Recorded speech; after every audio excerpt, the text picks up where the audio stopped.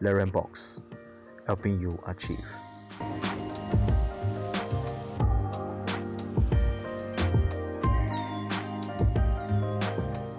So maybe there's a question just the way it actually came to me to when I first heard about business brand.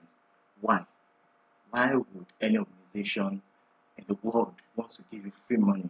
Yeah, there's so many reasons, genuine reasons, in fact, smart reasons why they want to give you money, free money for that matter, to actually start out your idea or expand what you're already working on.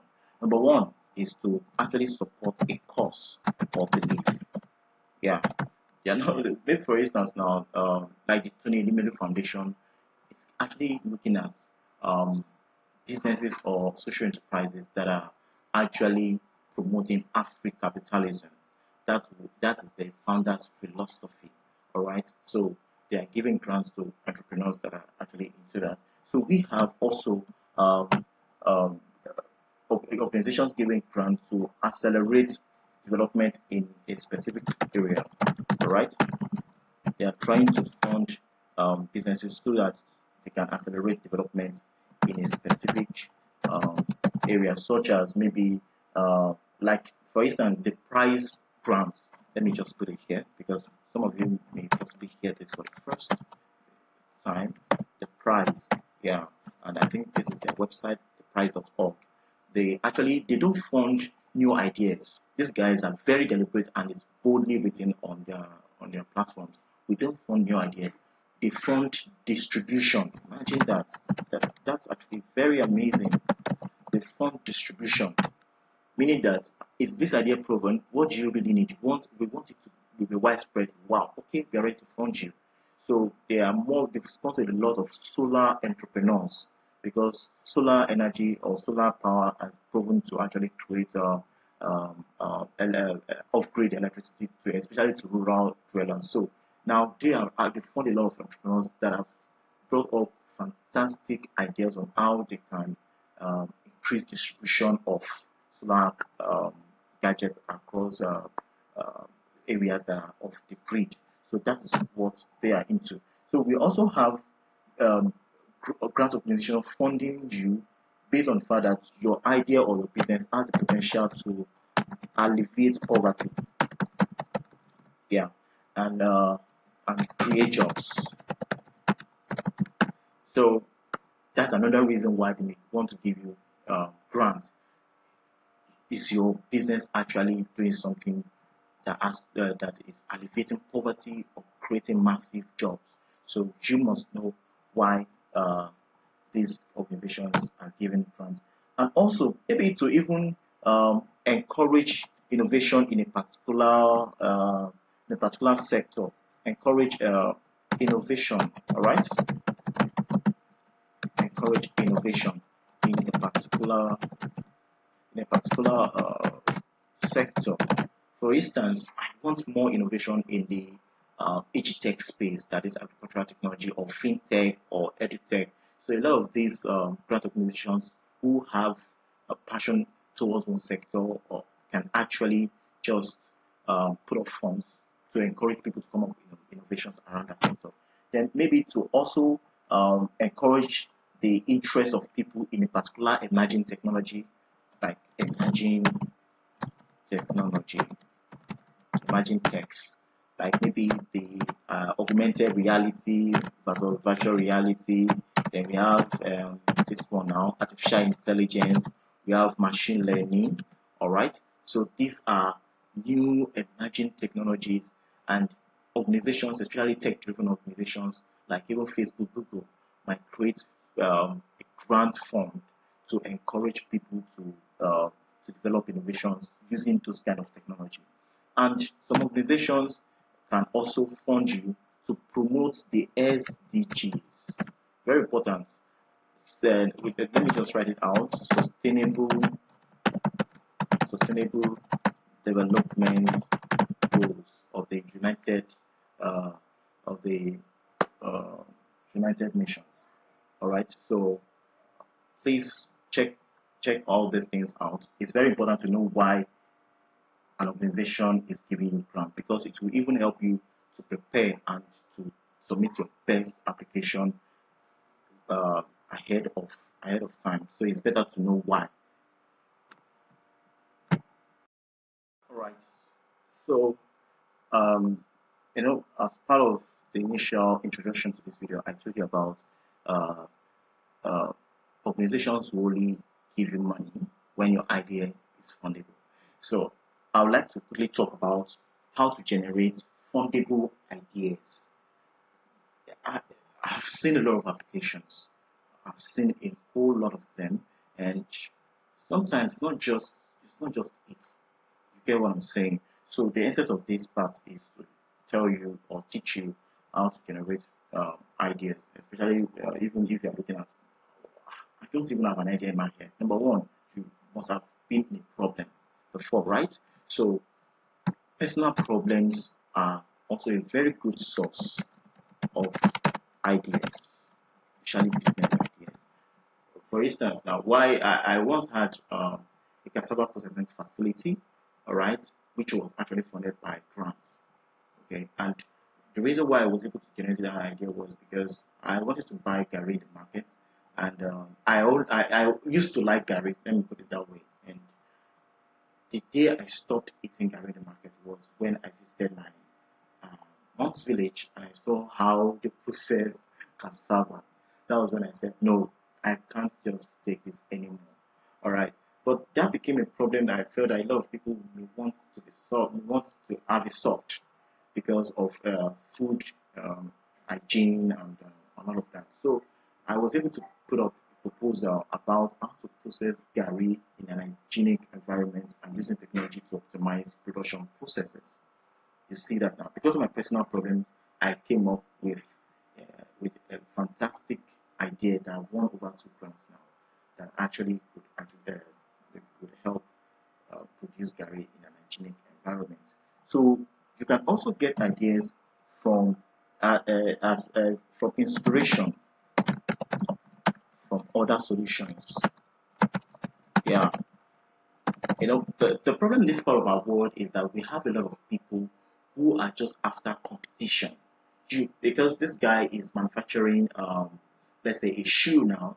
You are just like, okay, since he's manufacturing a shoe, uh, I would. It's either I go ahead to manufacture another shoe, or I wouldn't just go into the sector at all. Yes, already taking the market. It's not like that.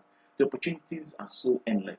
If you have a big company manufacturing shoes in your state or wherever you are, then you should think of other kind of things you can produce that can possibly support that kind uh, of business. All right, because that shoe will not be all encompassing. The shoe manufacturing company will not be all encompassing. They may need consistent supply of leather. They may need some other kind of services. So there are other ways by which you can generate inspiration looking at um, ideas that are currently existing in the market. So another way is application of emerging technologies. Emerging technologies, emerging technologies, emerging techs. Emerging technologies actually have have this should I call it great way of sparkling up innovation. So some of the things that were not possible before are maybe possible with machine learning, artificial intelligence, augmented reality. All right. So if you get conversant with some of these emerging technologies, some new, good, beautiful ideas might just emerge. So you should actually get into some of these emerging technologies, see how they work, and maybe some ideas may just come to you. Then possibly, and this is how ideas are generally created. Um, disruption, disruption on how we live, work, play, and eat. Majority of the biggest ideas have actually emerged from disrupting how. Yeah, I'm trying to correct my statement there. So majority of the ideas we've had have actually come up by disrupting the way we live, the way we like Airbnb, right? The way we work, like Slack, the way we play, Facebook and Connect, right? The way we eat, like Amazon Fresh, even a lot of Jumia and all of that. So majority of these ideas have come through disruption. And what I just want you to know here is that always see what others are doing and always find a way to innovate around them. Okay, so um, the thing is that your idea has to be a solution, of course, using possibly emerging technologies or other kind of tools to solve a real life problem. If your idea is not solving a problem, then just believe that it's not even worth your own personal investment because nobody may be actually interested in it. All right, make sure that your idea is solving a problem, and while you're presenting the problem to anybody, even if it's not a grant organization, so long it's someone that has the potential to give you money, make sure that you use numbers as much as you can. Use numbers. It's very key because numbers, anybody can relate with numbers, but they cannot relate with your emotions sometimes because they are not seeing you, right? Because many of these applications, you're going to be doing it online. They're not seeing how you're crying or how you're emotional about it or how you are so passionate about it. You have to reflect every of these things via your writing, via the numbers, via the facts. So, for instance, if I tell you that, I'm not saying it is, but if I tell you that 200,000 people die every day due to food poisoning, that's a staggering number, right? Because anybody can relate with the fact that, wow.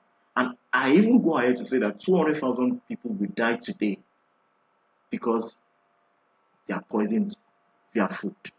That makes it real big. Like, this is a problem that has to be solved, right? So you have to also learn the art of magnifying the danger of not getting it solved. Magnifying the danger of not getting it solved. So you let them know that if we don't solve this problem, create a sense of urgency. If we don't solve this problem, these and these and this will even happen. Oh, it makes it like, wow, you get.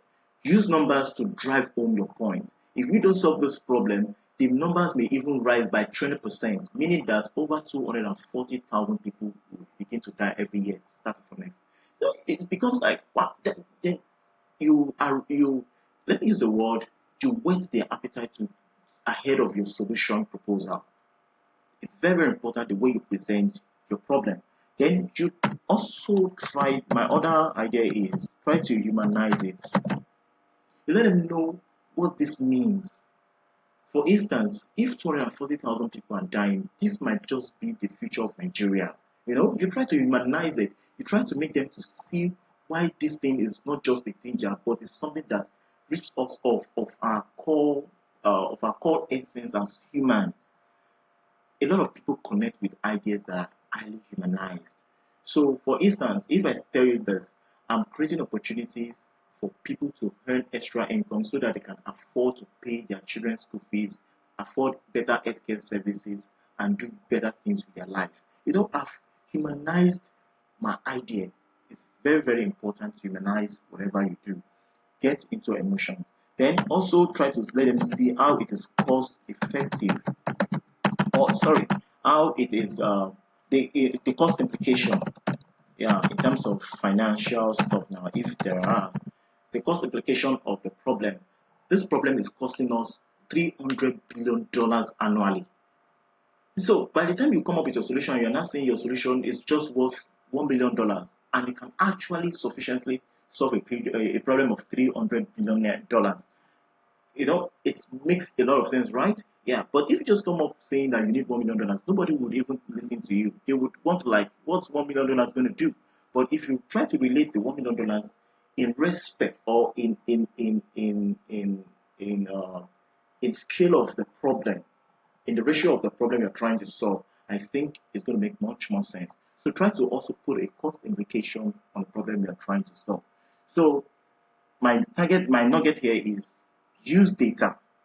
All right, always try to use data in anything when you're writing this kind of problem, and the data that anyone can relate with, and make sure that you use numbers as much as possible.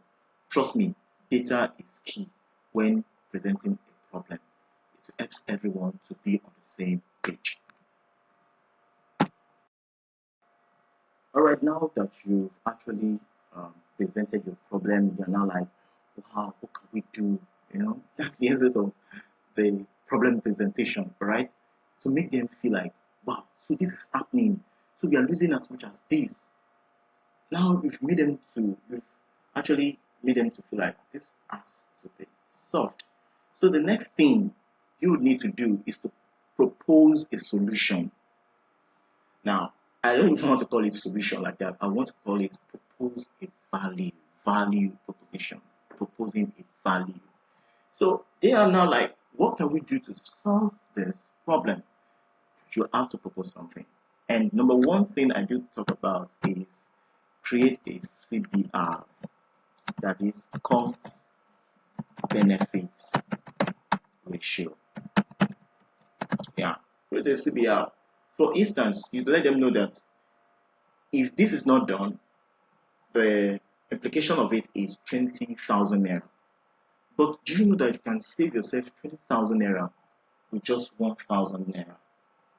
So you've created a cost benefit ratio, right?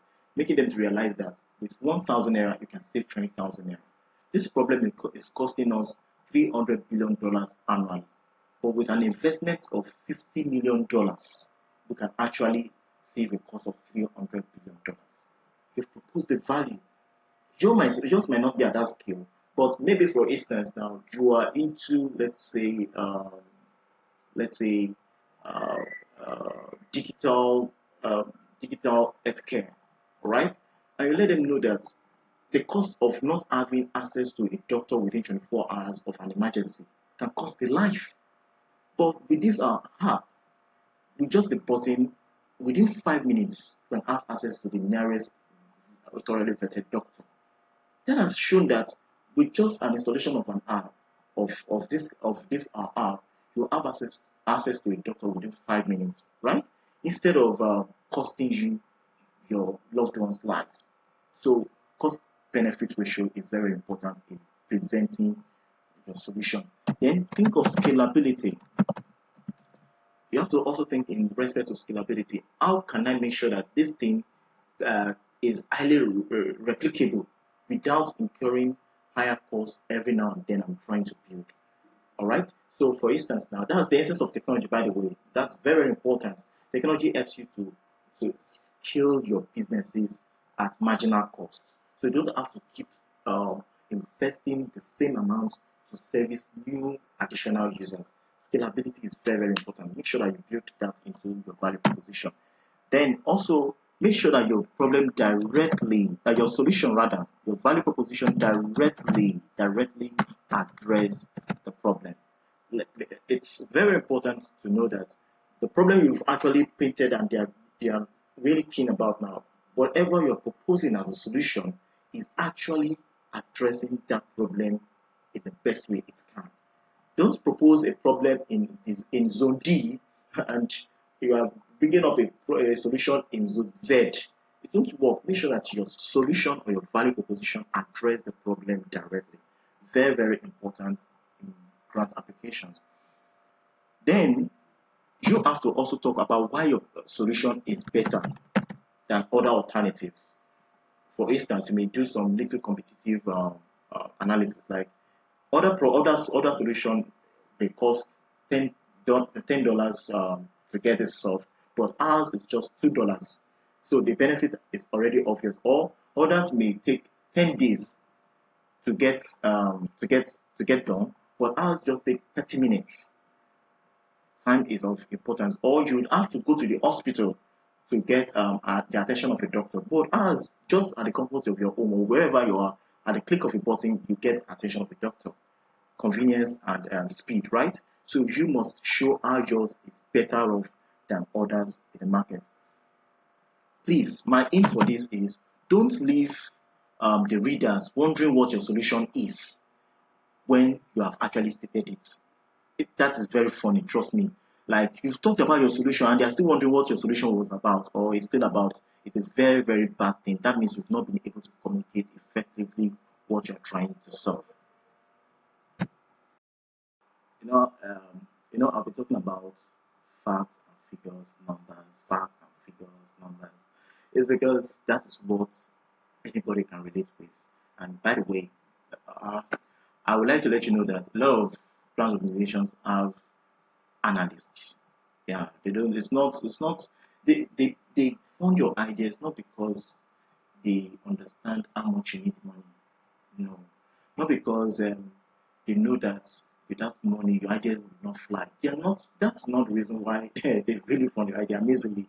They're actually funding your idea because you've brought a case to them. They've actually checked into it, analyzed it, benchmarked it against other applicants, and seen that okay, if we invest in this guy, we have a higher uh, probability of succeeding, right? So that is just it. These guys behave just like venture capital firms. To me, the only difference, in my own opinion, the only difference between venture capital firms and grant organization is that venture capital firms ask for a percentage of the company and many other stringent conditions. But grant organizations are like, take this money and just do what you said you're going to do. We are not going to ask you for the money and we are not going to sit on your board.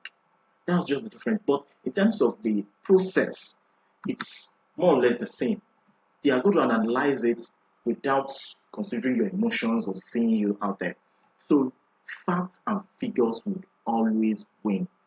The question is, how can I get facts and figures or numbers or data that uh, my application needs to actually make a lot of sense? So that's what we are trying to talk about here.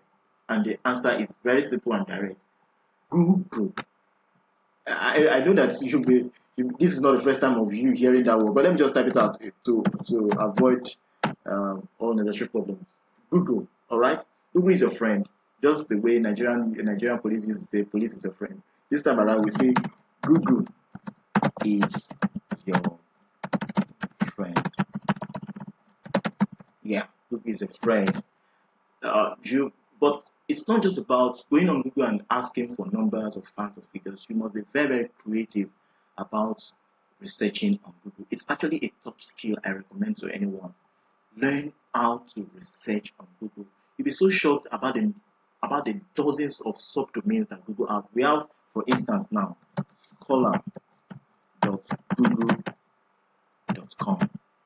Yeah, you will get a lot of scholastic articles. We also have, I think, I'm not too sure now, is it book or books? You have to please verify that. Books.google.com. So many subdomains that specialized subdomains that Google can just link you up with. So Google is a friend. Try as much as possible to learn how to make research on Google. Check as many sites as possible, as many blogs. Some blogs might just come up with some amazing numbers that they have a source accredited to it, and you may just have that number, and that may just change the face of your application. Ask for experts. That is, for instance, if I'm working on let's say a fintech product and I need some data. I'm not in the fintech space technically, and I've searched on Google. I've seen some of the data I could get, but I still need some expert data. I the wisest thing for me to do is to ask an expert on the subject matter, all right, or seek to hire one, or on a platform called Quora. Let me write that out for you. Yeah, Quora. It's actually a platform that you can ask questions and people around the world can actually provide answers to that. You'll be so amazed at how you can get solutions for data from such kind of site. Then also I do this a lot. I buy market research documents. Yeah, a lot of market research um, um, products out there that you can just buy. They are packed with a lot of data that you need for your application. I spend a lot of money on these things, and that is how I actually apply for grants. So um, instead of another thing again, lastly, that I would like to make mention of under this particular section is how you even search it matters. For instance, now instead of searching how many people baited today, Google may not have answers to that, but you can ask Google how often do people bait. You'll be so shocked that yeah, it may be able to bring up such kind of search against the other one I actually made mention of. So Google is a friend.